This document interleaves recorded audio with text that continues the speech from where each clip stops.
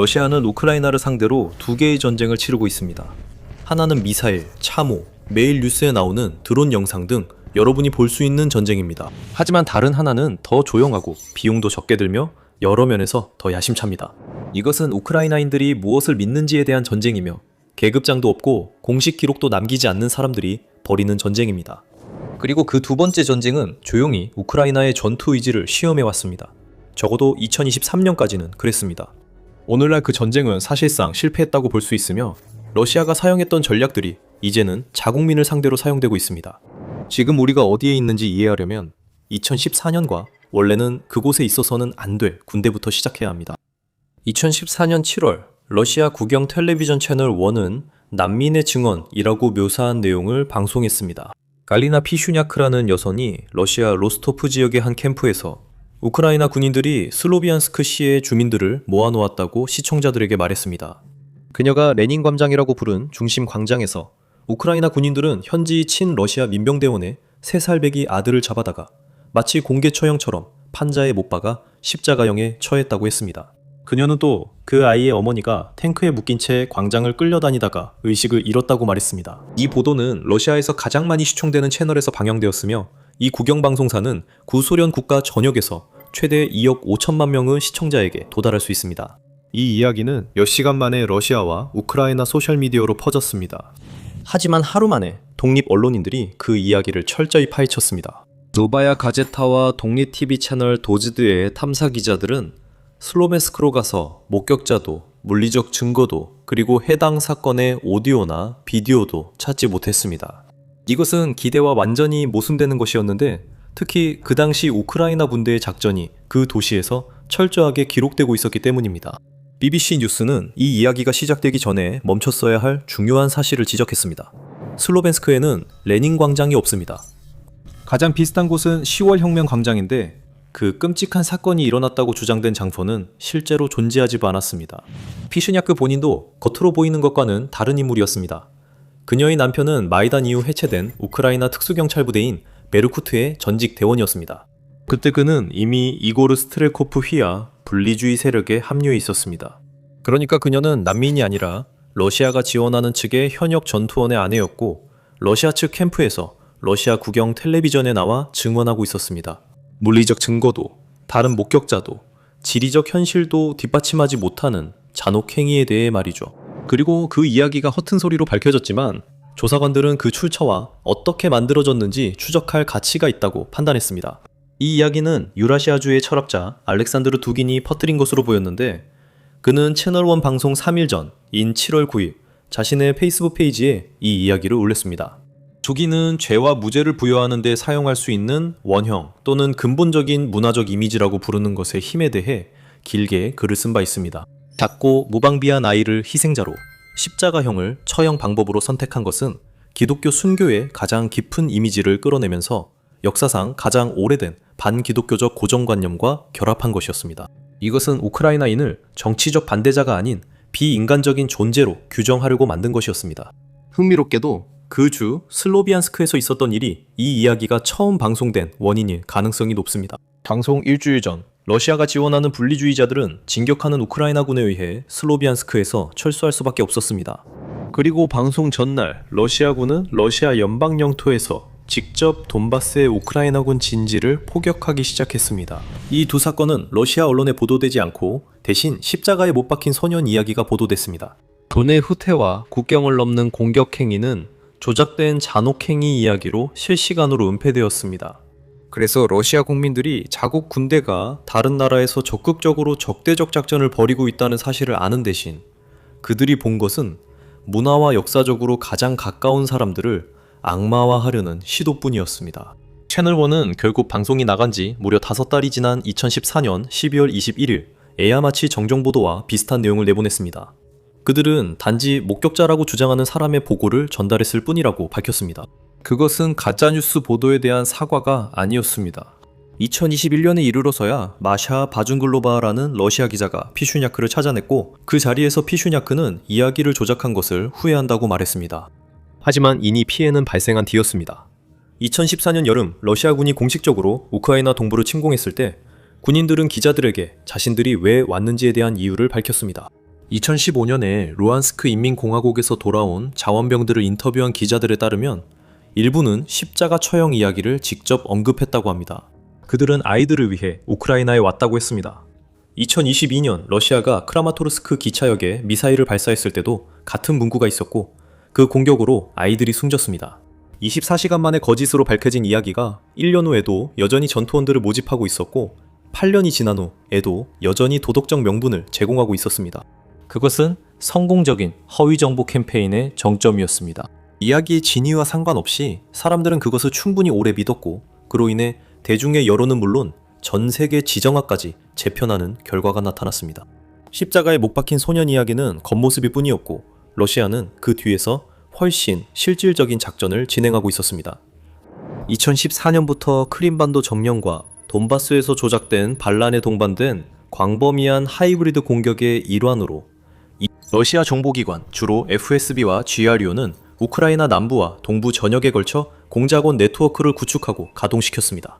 목표는 지역 간, 민족 간 갈등을 유발하고 분리주의 세력을 강화하며 우크라이나의 치안 구조를 제고함으로써 우크라이나를 불안정하게 만드는 것이었습니다. 궁극적으로 이러한 조치들은 군사 개입이 불필요하거나 아주 쉽게 이루어질 수 있도록 정치적 붕괴의 토대를 마련하는 것이었습니다. 이것은 부분적으로 2014년 초 크림반도 합병 때 이미 일어났던 일이자 2022년 2월 키이우에서 일어났어야 했던 일이기도 합니다.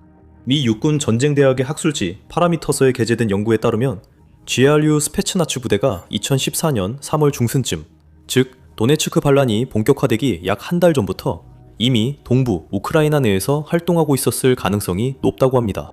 2014년 4월 12일 국경을 넘어 슬로벤스크와 크라마토르스크의 경찰 및 보안 건물을 점령한 50명 이상의 무장대원 부대는 아무런 표식도 달지 않았으며 스트렐코프라는 호출명으로 알려진 FSB 소령 이고르 기르킨이 지휘했습니다. 서방 군석에 따르면 2022년 2월 특별 군사작전이 시작되기 며칠 전에도 GRU 2915부대 요원들이 포착되었습니다. 이 부대는 이후 솔즈베리 독살 사건, 동유럽 전역의 무기고 폭발, 그리고 정치적 불안정 시도에 책임이 있는 것으로 지목되었습니다. 2014년 오데사에서 발생한 소요 사태는 무역노조 건물 화재로 이어져 48명이 사망했으며 우크라이나 보안국은 이를 외국의 개입, 특히 몰도바의 러시아가 통제하는 트란스니스트리아 지역에서 온 집단이 러시아 자금 지원 네트워크와 협력한 결과라고 설명했습니다. 즉, 우크라이나에서 러시아는 광범위한 영향력과 예산, 그리고 수년간의 준비를 바탕으로 한 비밀작전을 펼쳤던 것입니다. 잠시 그 작전은 효과를 냈고 돈바스 지역은 불길에 휩싸였습니다. 우크라이나 보안군은 초기 몇 달 동안 큰 충격을 받았고 전통적인 군사 위협과 지역 불만이 섞인 러시아의 지휘를 받는 반란 사이에서 혼란에 빠졌습니다. 하지만 그 조직에는 근본적인 결함이 있었습니다. 이 결함은 로이터 통신이 FSB의 우크라이나 내 비밀 네트워크를 조사하면서 밝혀졌습니다. 알고 보니 요원들과 관리자들은 우크라이나가 약하다고 믿었으나 이는 거의 10년간의 비밀, 허위 정보 캠페인에도 불구하고 완전히 잘못된 생각이었습니다. 크렘린이 우크라이나 내에서 자신들의 대리인으로 의존했던 사람들은 수년 동안 자신의 영향력을 과장해왔고 FSB는 실제 우크라이나 사회의 모습이 아니라 모스크바가 듣고 싶어하는 내용이 반영된 평가만을 받고 있었습니다.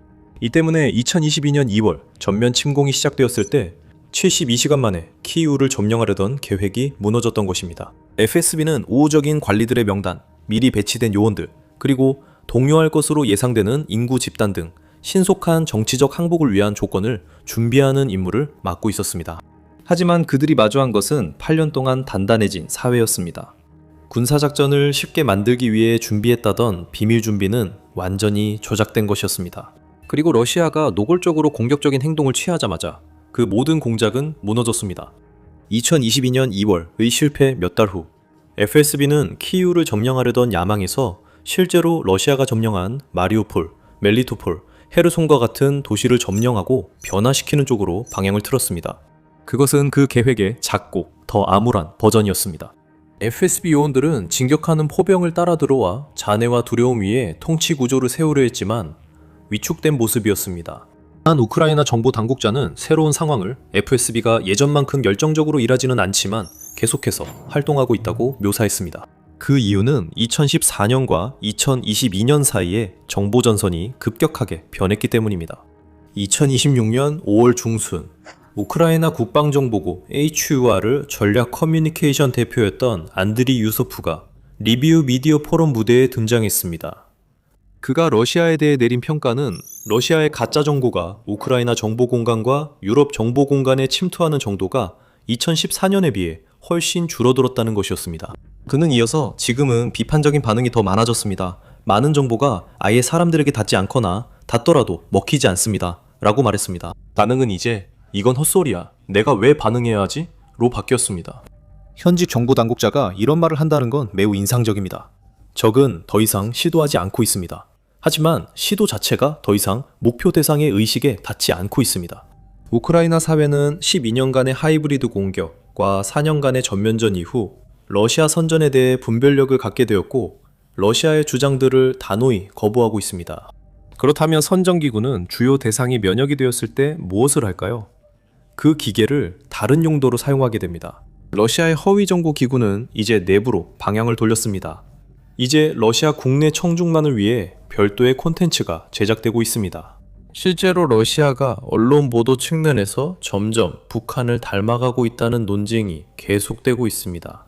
이후 북한화라고 불리게 된 현상에 대한 보도는 2022년부터 시작되었습니다. 당시 언론들은 크렘린이 러시아 언론 콘텐츠와 대중에게 전달되는 정보를 얼마나 통제하는지에 대해 논의했습니다. 우크라이나 내에서 허위 정보 캠페인이 실패하자 FSB의 새로운 노력은 오히려 국내에서 이러한 경향을 더욱 가속화시켰습니다. 그래서 십자가를 못 박힌 소년 이야기가 소편과 함께 다시 돌아왔죠. 원래 이야기는 여러 세대의 러시아인들이 자라면서 봤던 소련 시대 어린이 텔레비전 프로그램의 등장인물들과 함께 되살아나고 있습니다.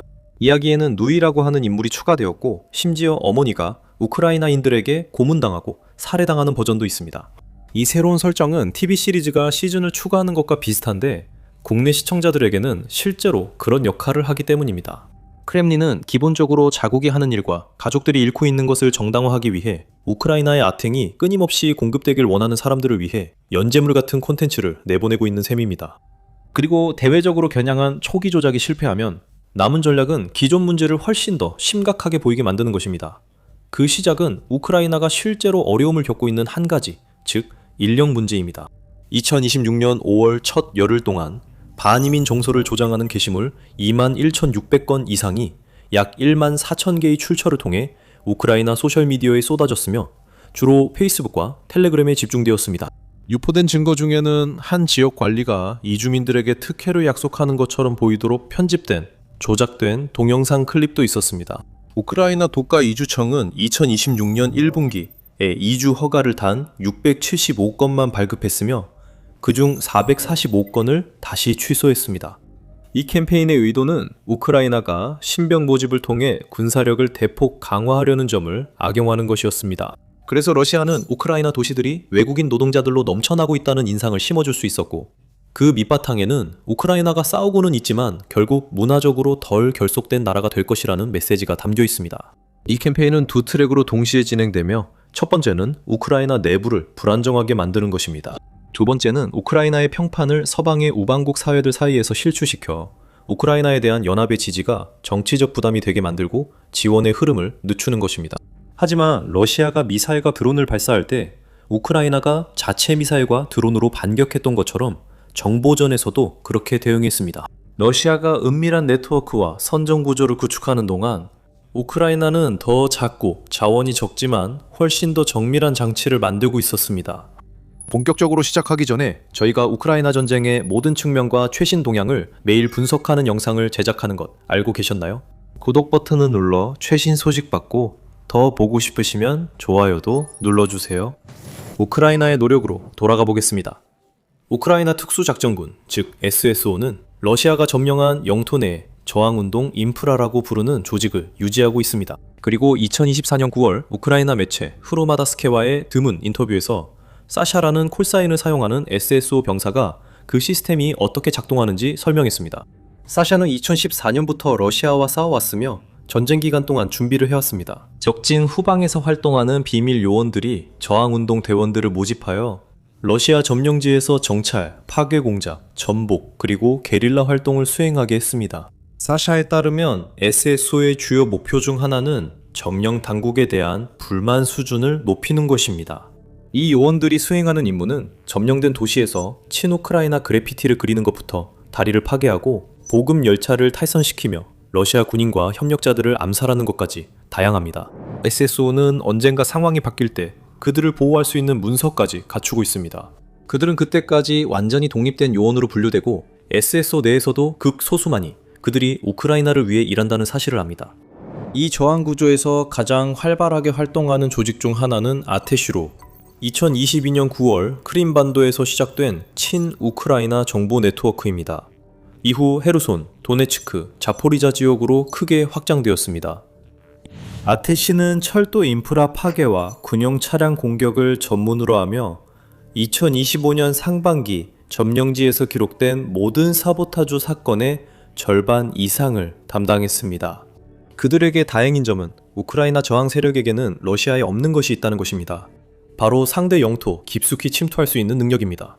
러시아가 겉으로는 소셜미디어를 이용해 비밀 작전을 수행하는 반면 우크라이나는 드론을 밀반입하여 유명한 스파이더웹 작전을 실행했습니다. 이 작전에서는 117대의 FPV 드론을 나무로 만든 조립식 구조물 안에 숨겨 마치 모듈러 주택처럼 보이게 했고 이를 일반 상업용 트럭에 실었습니다.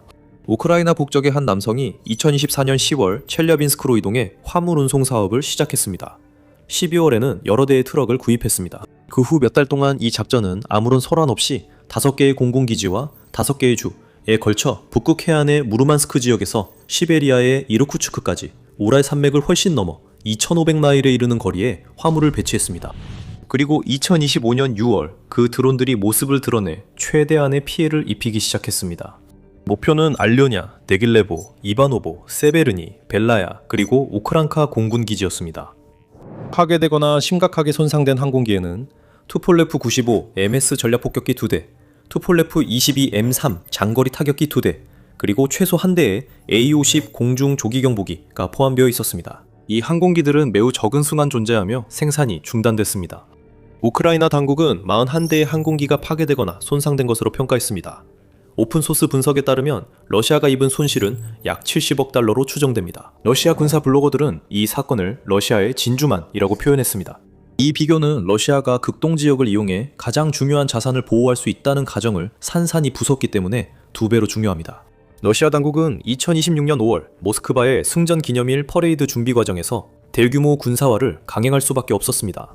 초청자 수는 수십 년 만에 최소였고 국가 정상들은 거의 초대되지 않았습니다. 탱크를 굴리는 대신 크렘린은 군사 장비를 영상으로만 보여주었습니다. 러시아 수도 한복판에서 우크라이나에 의해 파괴될까 두려웠기 때문입니다. 이 작전은 또한 우크라이나의 비밀 조직이 적대 지역 내에서 18개월 동안 물류체인을 들키지 않고 운영할 만큼 기술적으로 정교해졌다는 것을 보여주는 사례이기도 했습니다. 우크라이나를 러시아 점령에 대비시키라는 임무를 받았던 바로 그 FSB가 러시아 내부에서 1년 반 동안 운영된 117대의 드론 침투 네트워크를 적발하지 못했습니다. 그리고 그 실패가 러시아에 어떤 대가를 치르게 하고 있는지, 그리고 왜 지금 선전기계가 그렇게 열심히 돌아가야 하는지에 대한 이유가 여기 있습니다. 러시아 경제는 상당한 에너지 수입, 축적된 예비자금, 그리고 전쟁 비용이 본격적으로 청구되기 전에 단기전을 치를 수 있는 능력을 갖춘 채로 전쟁에 돌입했습니다. 이제 대가를 치를 때는 지났습니다.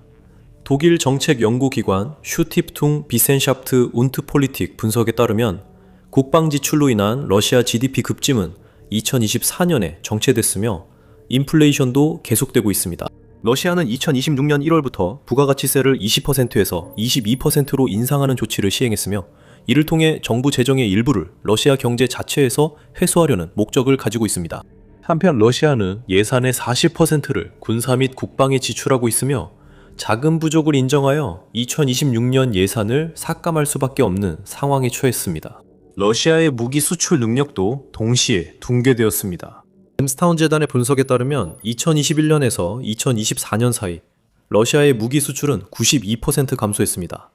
이는 생산이 국내 전쟁 소비로 전환되고 서방의 제재로 부품 접근이 제한되었기 때문입니다. 과거에 러시아 장비를 구매하던 국가들은 대안으로 방향을 바꿨습니다. 러시아는 자국을 위해 무기를 생산하고 있지만 그마저도 충분하지 않은 것으로 보입니다. 러시아는 전쟁에서 이기고 있다는 환상을 유지해야 하며 이는 지난 4년간 이어진 같은 선전 기계를 통해 이루어지고 있습니다. 러시아가 자산을 계속 잃어가면서 FSB는 초과 근무를 해야 합니다. 유소프는 FSB마저 우크라이나인과 서방 언론이 러시아의 주장이 진실이 아님을 알고 있다고 공개적으로 주장했습니다. 하지만 시도는 해야 하고 그렇게 할수록 점점 더 북한처럼 보이기 시작합니다. FSB의 노력은 전쟁에서 아마도 가장 중요한 사람들인 최전선의 군인들에게는 다소 피상적일 수 있습니다. 하지만 최전선에서는 우크라이나가 효과적인 심리전을 시작했습니다. 우크라이나의 전쟁포로 처리 조정본부가 국방부와 군 정보기관과 함께 운영하는 나는 살고 싶다 프로젝트는 제네바 협약에 따라 러시아 군인들에게 항복할 수 있는 길을 제공합니다. 이 서비스는 24시간 운영되는 한라인과 러시아 웹사이트 그리고 텔레그램 챗봇을 통해 제공됩니다. 이 서비스는 수천만 건의 방문을 끌어들였고 그 대부분은 러시아 내부에서 이루어졌습니다. 모스크바가 이 서비스 접근을 여러 번 차단했지만 계속 우회되고 있습니다. 동반 서비스 찾고 싶어요는 러시아 가족이 우크라이나에서 사망하거나 포로가 된 친척을 찾도록 돕습니다. 소규모 팀이지만 수백만 명에게 다가가고 있습니다. 이들은 또한 러시아 복내 정보 공간에 실질적으로 침투한 몇 안 되는 우크라이나 정보 작전 중 하나이기도 합니다. 러시아가 계속 이들을 차단하려 한다는 점이 그 증거입니다. 그렇다면 이제 어떤 결론에 이르게 될까요? 2022년 우크라이나 사회의 많은 사람들과 서방의 많은 관찰자들은 러시아인들이 단순히 진실을 모른다고 진심으로 믿었습니다. 적절한 영상, 적절한 전화 한 통, 적절한 증거가 그들에게 닿으면 무언가가 변할 것이라고 생각했던 것이죠. 수년이 지난 지금 허위 정보가 수십 년 동안 지속되어 온 상황에서 정보를 통해 허위 정보와 싸우려 해도 얻을 수 있는 성과에는 한계가 있다는 것이 분명해졌습니다.